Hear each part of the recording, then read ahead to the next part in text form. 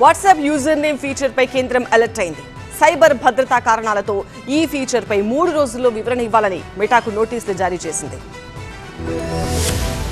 User name feature పై WhatsApp మాతృ సంస్థ మెటాకు కేంద్రం నోటీసులు జారీ చేసింది. ఈ అంశంపై 3 రోజుల్లో వివరణ ఇవ్వాలని ఆదేశించింది. అప్పటి వరకు భారతీయ వినియోగదారులకు ఈ ఫీచర్ ను అందుబాటులోకి తీసుకురావద్దని స్పష్టం చేసింది. సంబంధిత వర్గాలతో సంప్రదింపులు పూర్తయ్యాకే తదుపరి నిర్ణయం తీసుకోవాలని నోటీసుల్లో పేర్కొంది. యూజర్ నేమ్ ఫీచర్ పై సైబర్ భద్రత నిపుణులు వ్యక్తం చేస్తున్న ఆందోళన నేపథ్యంలో కేంద్రం ఈ నిర్ణయం తీసుకుంది. ప్రముఖులు, సంస్థలు లేదా ఇతర పేర్లను ఉపయోగించి నకిలీ ఖాతాలు క్రియేట్ చేసి మోసాలకు పాల్పడే అవకాశం ఉందని, ఈ ఫీచర్ ను దుర్వినియోగం చేసే ప్రమాదం ఉన్నందున జాగ్రత్త చర్యగా నోటీసులు జారీ చేసినట్టుగా తెలుస్తోంది. ఫోన్ నెంబర్ ప్రైవసీని కాపాడుతూ యూజర్ నేమ్ ఆప్షన్ ను వాట్సాప్ తీసుకొస్తుంది. దీనివల్ల యూజర్లు ఫోన్ నెంబర్ ను షేర్ చేయాల్సిన అవసరం ఉండదు. కేవలం యూజర్ నేమ్ ద్వారా సంభాషణలు జరపవచ్చు. ప్రస్తుతం యూజర్ నేమ్ ను రిజర్వ్ చేసుకునేందుకు వాట్సాప్ అనుమతిస్తోంది. యూజర్ నేమ్ లో 3 నుంచి 35 క్యారెక్టర్లు అనుమతిస్తారు. యూజర్ నేమ్ వల్ల ఫోన్ నెంబర్ కనిపించదని, పెద్ద గ్రూపుల్లో మీరు యాడ్ అయినప్పుడు మీ ప్రైవసీకి రక్షణ లభిస్తుందనేది వాట్సాప్ వాదన. అయితే ఫోన్ నెంబర్ షేర్ చేయకుండా చాట్ చేయడానికి వాట్సాప్ తీసుకొచ్చిన యూజర్ నేమ్ సదుపాయంపై సైబర్ నిపుణులు ఆందోళన వ్యక్తం చేస్తున్నారు. నకిలీ యూజర్ నేమ్స్ క్రియేట్ చేసి ప్రజలను మోసం చేసేందుకు ఈ ఫీచర్ అవకాశం కల్పిస్తోందని హెచ్చరిస్తున్నారు.